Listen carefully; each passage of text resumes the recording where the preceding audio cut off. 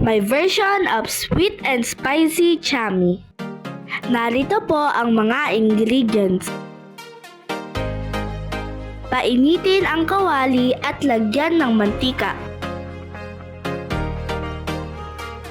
Ilagay ang bawang at halu-haluin hanggang mag-golden brown.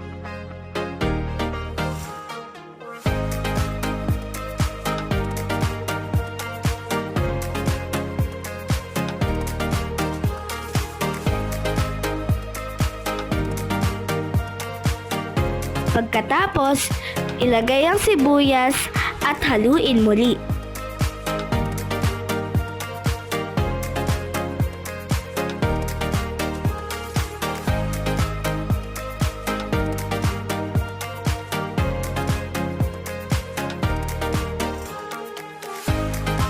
Sunod, ilagay